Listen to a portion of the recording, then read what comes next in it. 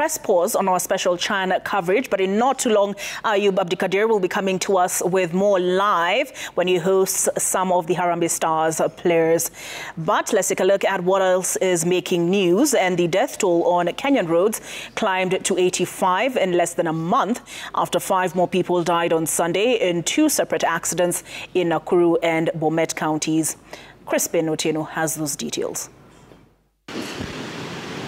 Scenes witnessed on Sunday inside River Kipsonoi in Bomet County. Residents wading through raging waters to rescue passengers from a truck that plunged into the river, killing 2 instantly along Bomet-Sotik Road. In a separate accident still in Bomet County, a driver of a sand truck lost control of the vehicle, ramming a boda-boda operator carrying a pillion passenger at Kipswarer along Bomet-Narok Road. According to the area traffic police commandant Daniel Olongojine, drivers plying those routes should be careful when driving along the affected stretch, especially during this rainy season. Hapa kuna signs ilikuwa zimewekwa hapa na zimeongelewa na wananchi, na imisa wananchi kwamba msijaribu kung'oa road signs zile ziko kwa barabara. Mwe waangalifu, wa driver wawe waangalifu kwa barabara. Alipofika kwa Kipsarwet Center, hiyo ika lose control. Ikagonga gari, ikagonga baiskeli, pikipiki na gari ambayo ilikuwa ikisimama kando. In Nakuru County, a senior medical officer died alongside her daughter after their car was hit by an oncoming trailer heading to Eldoret. The deceased, aged 50 and 30, died on the spot moments after the fatal incident. The bodies were taken to Nakuru Level 5 morgue, awaiting autopsy, as wreckage was towed to Salga Police Station. Crispin Otieno, Citizen TV. A day after the burial of 26 people who lost lives at the Kisumu Coptic Killer roundabout, special prayers were held to cleanse the notorious black spot. The section of the road has already been demolished for renovation and is expected to be complete within 2 weeks. With that report is Miriam Nyambura. Members of St. Peter's Manyata gathered on Sunday morning at the crash site of the August 8th accident at the Coptic roundabout in Kisumu. They held special prayers, lighting candles as they remembered 27 victims who lost their lives. Tulikuja hapa tuombe Mungu ili Mungu atusaidie kama shetani aende na pia aongoze madereva watembee waendeshe gari kwa uangalifu ili wasilete ajali kama ile ambayo inaeka hapa. Ni uchungu sana kupoteza watu 27. It was very painful to see them yesterday being buried, the 21 coffins in the same village. That is the pain that we had, and we are really praying that God to stop this. The congregants say the Coptic roundabout has become a notorious accident black spot. Tuliandamana na maombi, nikuje tuombe, tumalize hii maneno ya ajali kila siku. Even as locals prayed to cleanse the black spot, the Kenya National Highways Authority, KENHA, has already begun renovation and redesign of the section of the road. Hii roundabout kuna venye inafinyilia na pale, so wenye wako na magari kubwa kubwa, there's a way inawashinda kunyoosha steering ikifika pale. Ndio maana ilikuwa inawafanya wanapoteza mwelekeo na kutoka nje ya barabara. The construction of the road is expected to be completed in 2 weeks. Miriam Nyambura, Citizen TV. Preparations for the UDA-ODM Joint Parliamentary Group meeting have been concluded, with President William Ruto and ODM leader Raila Odinga expected to jointly preside over the meeting. Majority Leader Kimani Ichung'wah and his minority counterpart Junet Mohammed have told Citizen TV that Monday's meeting will provide a way forward on the implementation of the MOU entered into in October last year. Stephen Leto has more. At the KCB Leadership Center in Nairobi, preparations for joint UDA-ODM meeting were in top gear as service providers race against time to have the venue ready for the early morning meeting between the two parties. The party chairs and the Secretary General. This setup revealing the magnitude of the event that will be co-chaired by President William Ruto and ODM leader Raila Odinga. Already all members of parliament from the two affiliate parties have been notified to avail themselves Monday for the joint meeting.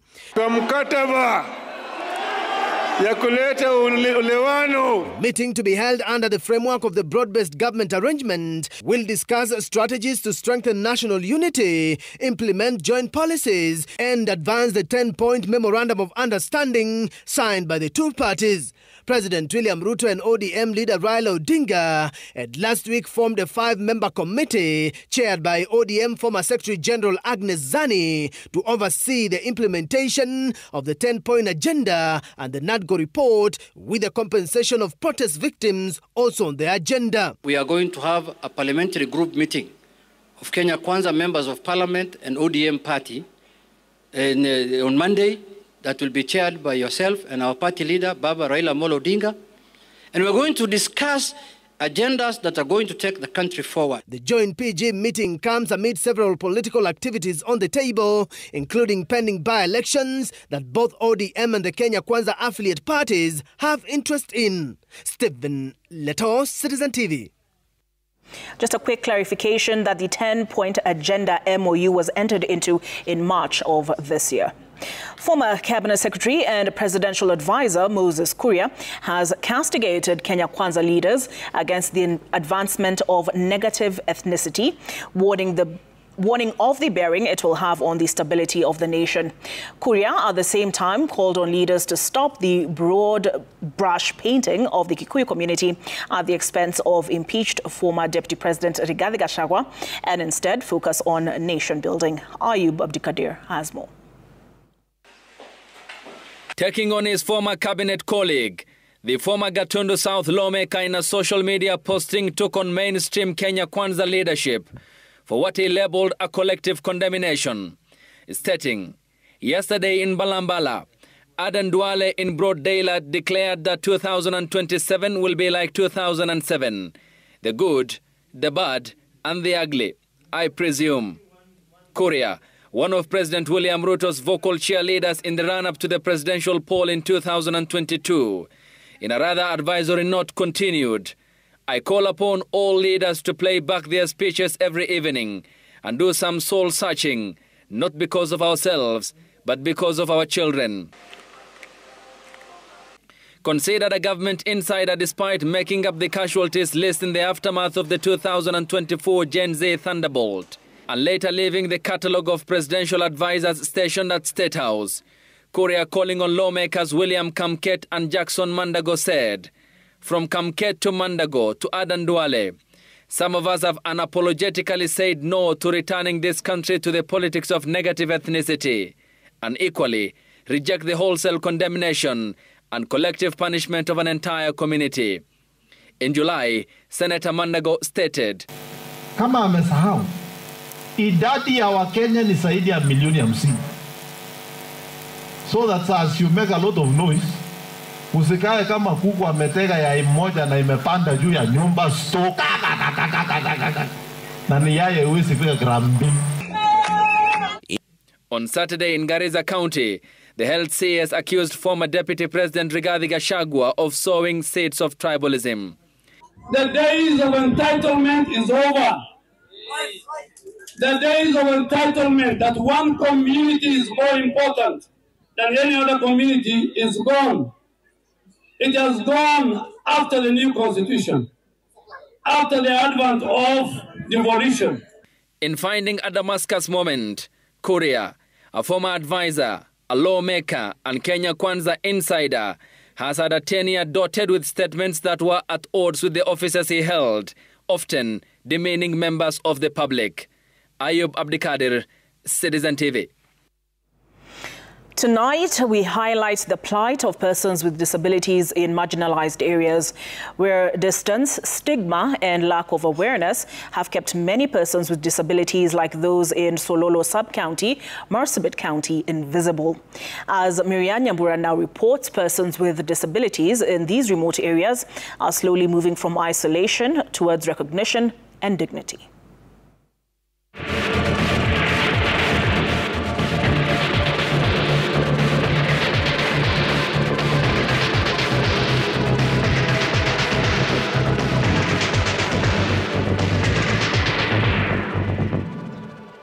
Uran village in Sololo lies some 174 kilometers from Marsabit town.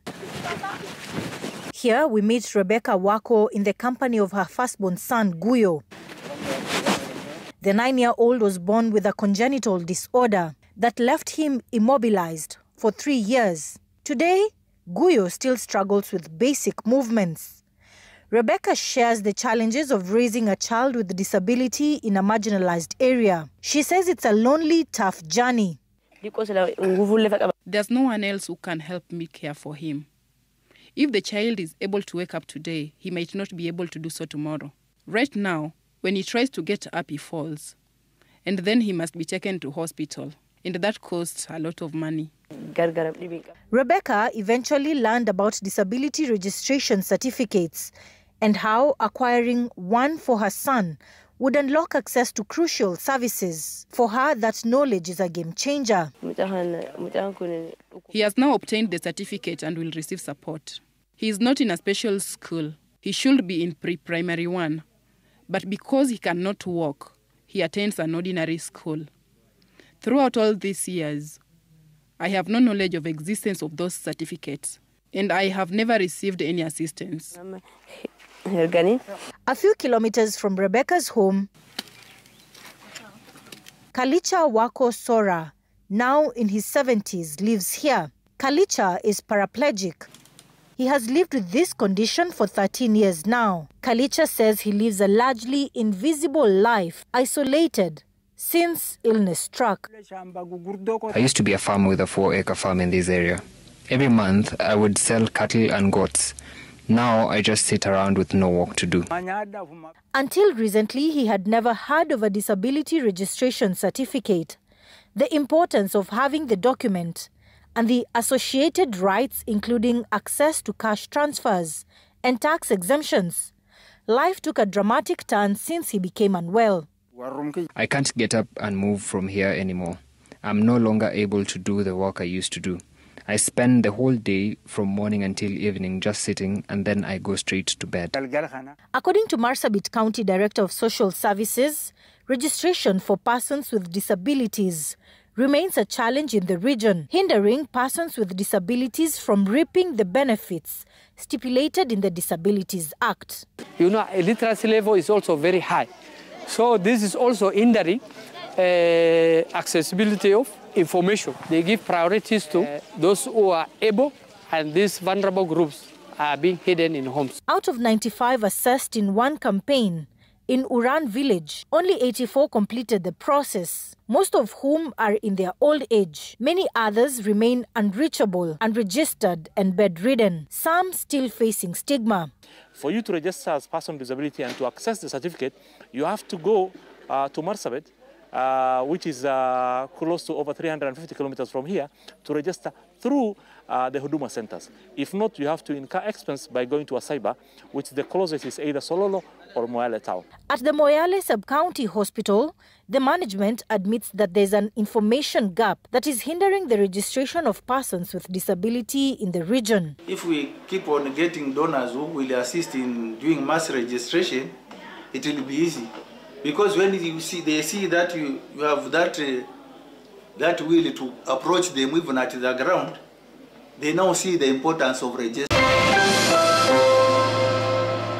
Welcome back. This is Sunday Live, and it's all stars here in Studio 3 of the team that has made this country proud into the quarterfinals. Ben Stanley Omondi, Boniface Mushiri, and Suleiman Mansour at only 19. Tomorrow is prize collection day. They will be meeting the president. It's 3 million in the bag for each of them. But besides that, we talk football, here on Sunday Live. But first, Olive has the other stories of the day. And I wish this next report was on a lighter note, but it is tragic. Police have launched an investigation into a fire that tore through Mathare Area 4's Jangwani village, razing over 45 homes and leaving a trail of destruction. One person was killed and 2 minors are fighting for their lives at the Kenyatta National Hospital after sustaining severe burns. Ode Francis has more. This is what is left of Jangwani village in Mathare Area 4. Over 45 residents left homeless after fierce fire reduced their homes to ashes. The family is citing neglect from the local authorities.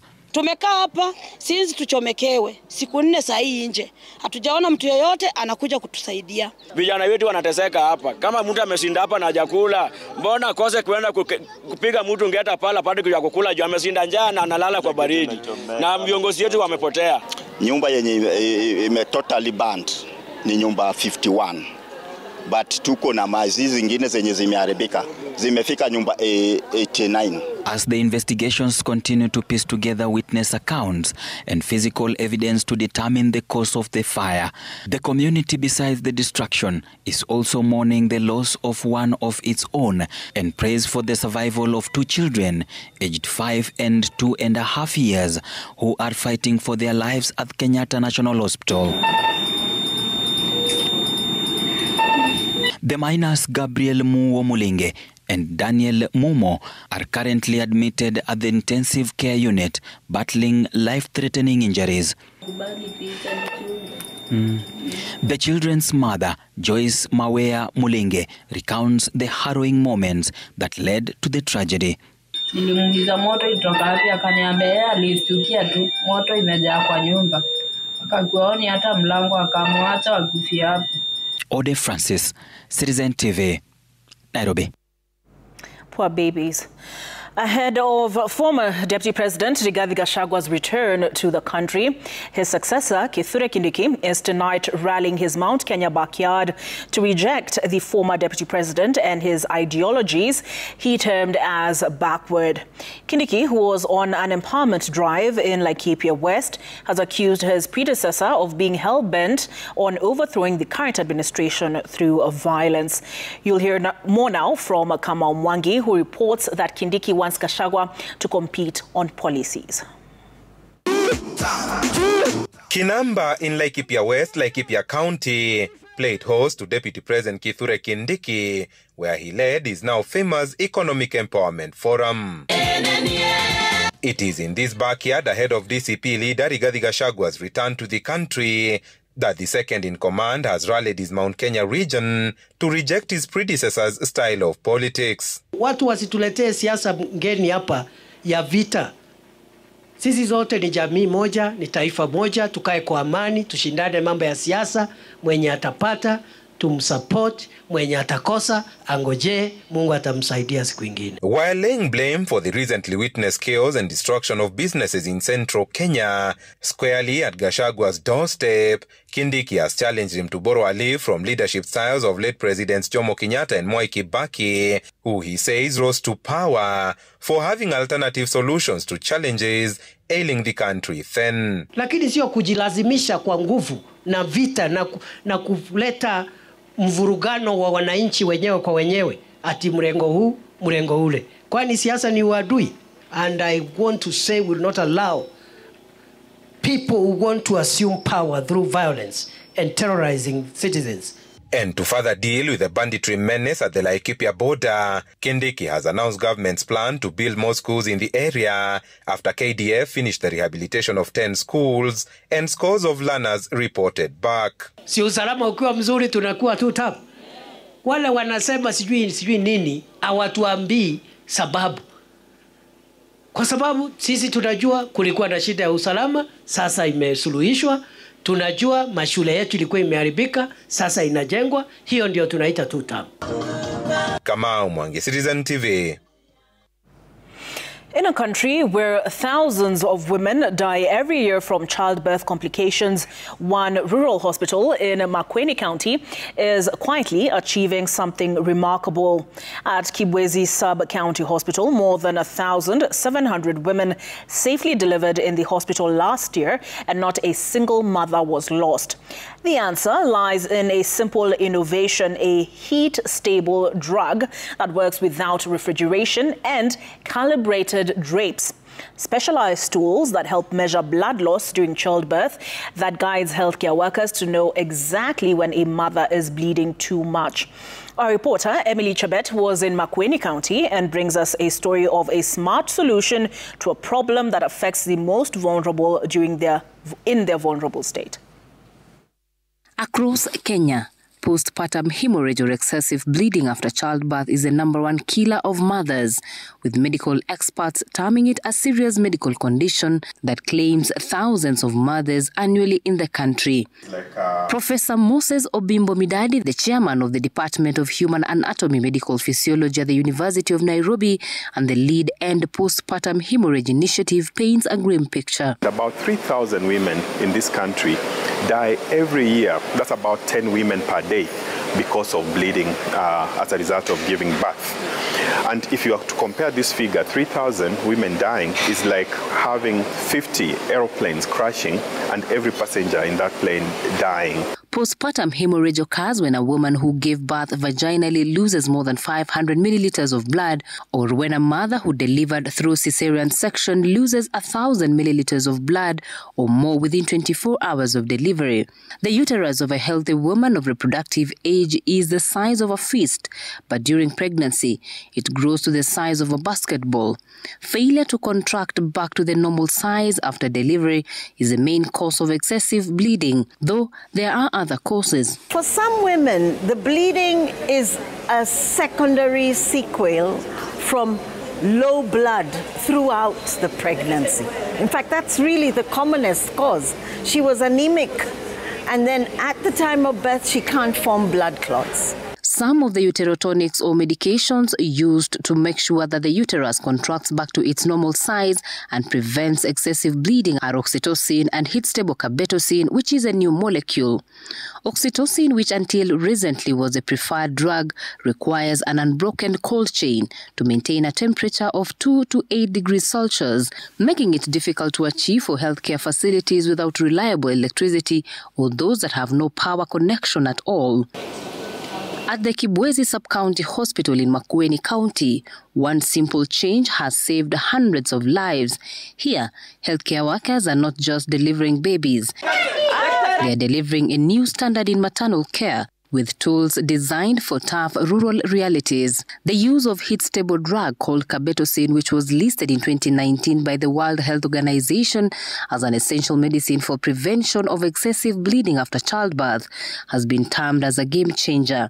The drug is stable under any temperature, even as high as 30 degrees Celsius, making it suitable for arid and semi-arid counties. Our deliveries averagely go up to 150 births in a month. And since 2023, I can tell you, we have not lost a woman due to bleeding after birth since 2023 to date. Not that they have not been bleeding when they come to us, but because we are well prepared. The county government of Makueni has also adopted the use of calibrated drips placed beneath mothers to collect and measure blood loss. No more guessing. The drips are part of the WHO recommended treatment response known as emotive bundle. Initially, we used to estimate. You can imagine just saying, I think she has lost about 200 mils of blood. And that made us to lose out on bleeding after birth cases because probably you have underestimated.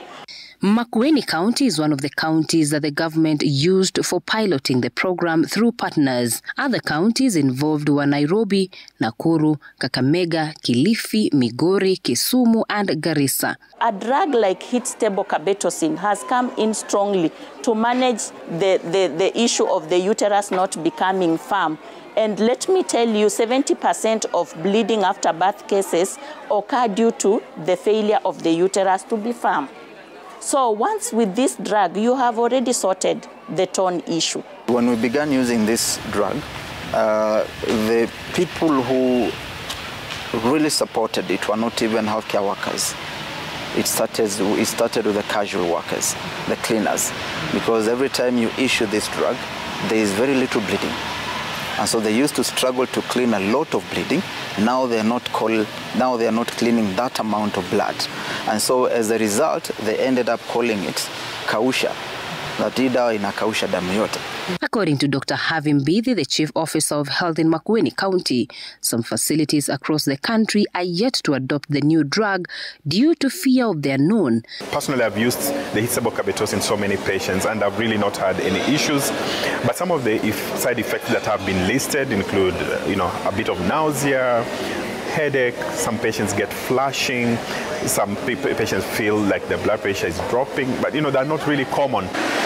The Ministry of Health has already okayed the use of hitstabocabetose to save mothers, but because health is devolved, the county governments are expected to procure the drug independently after its price was lowered by KEMSA from 2,500 to 92 Kenya shillings. And with evidence from Makueni, experts are hopeful that the numbers of PPH victims will fall drastically. Emily Chebet, Citizen TV. On to a story that involves more dancing, and Royal Media Services employee Evans Matheri has tied the knot with his long-term fiancée Esther Njambi.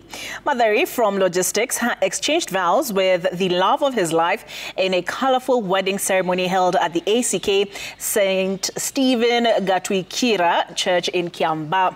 The joyous celebration, graced by family, friends and colleagues from right here, the Royal Media Services, continued with a vibrant reception at Red Hill in Limuru.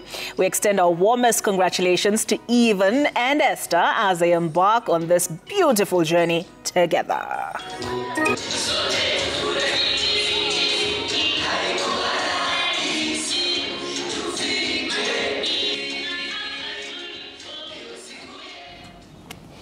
All right, congratulations to Evans and welcome to the club. We wish you happy life with Esther. And still, it's All Stars here on Sunday Live here on Citizen Television in the esteemed company of Boniface Mushiri, Ben Stanley Omondi and Suleiman Mansour, 19 years, but still made the cut to be part of Benny McCarthy's team for CHAN 2024, held here in Kenya, Uganda and Tanzania, into the quarterfinals, and now we take the account. Asanteni sana. Thanks for being with us. Shukuru sana. Lovely to be with you guys. So tomorrow is yet another happy moment, Mansour. So we'll talk discipline, we'll talk your local clubs, we'll talk football, we'll talk the new federation, how you're feeling the administration, and the pressure on your weights now. Sasa, we again do it all over. Tanzania Boni. Yes. Would you introduce, what do you do? What's your profession other than football? I'm Boniface Mushiri, a soldier, Kenya Army, footballer too. I'm playing for Ulinzi Stars, and I'm happy to be here. Yeah. Yes. In the wale mnapika salute mkifunga goal. Yes, sir. So how is the feeling when you meet the president? Is it a case of double feeling that you are representing the country, and he's as well your commander when it comes to your line of duty? Yeah, of course, yes. For me, it's about the two uniform. One for the job and the other one for the field. Yeah. So with both, I've got one mission, to fight for my country. So and that's what I'm doing. Given the opportunity, I do my best 100%. I always stay ready so as not to get ready. So for me, it is very important and to be specific, to fight for my country. Yeah. My country comes first. Yeah. So the rest will follow. Yeah. Yes. And we are behind you. Thank you so much. Ben Stanley, unaweza bonga Swahili pia. So local club, local football, the feeling, the support. Oh, of course, feeling ni different ukiwa national team na ukiwa kwa the local clubs zetu za kawaida. Juu most of the local clubs zetu hazina fan base kubwa kulingana na ukicompare maybe Gor Mahia na FC Leopard. Yeah. Kidogo ndo wako na fan base kubwa.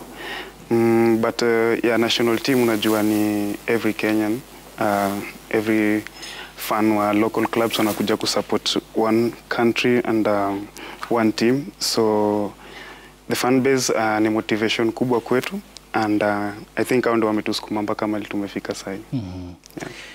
Sule, yes. Vipi? Poa sana. 19. Ulianza kucheza lini first? Nilianza ball nikiwa shule. Nilisoma St. Anthony Kitale. So after shule I moved to Nairobi and nikitafuta new challenge. That's where I joined Rainbow FC, and then after that early this year nika sign KCB. I got the chance to play for the national team, senior national team back in March. That was my first call up. Coach Benny, alinionea kwa under 20. He gave me that opportunity, I can believe. I remember we played the first game here in Nyayo against Gabon.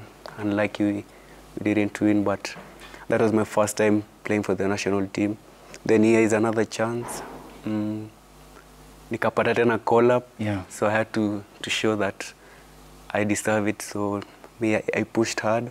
Nikapata your chance, make to the final squad, and here we are, 19, playing a different position. That's not my natural position, but the confidence the coach gave me, the senior players, and my other fellow players, push.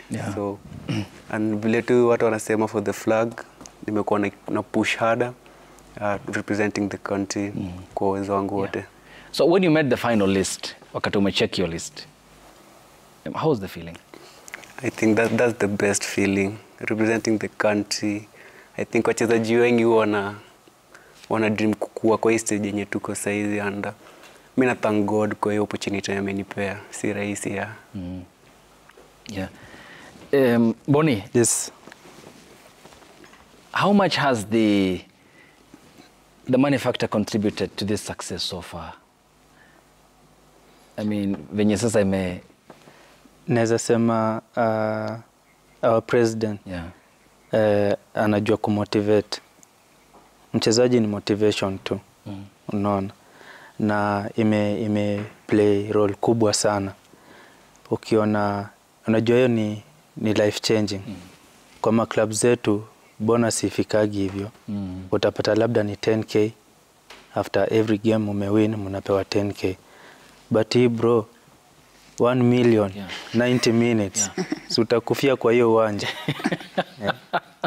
So I think imecheza part kubwa sana. Siwezi nikadanganya ati sijui ni hapana. Imecheza part kubwa sana. And the good thing is we have someone mwenye alishika do mingi sana kwa hii age yetu. And that is our coach.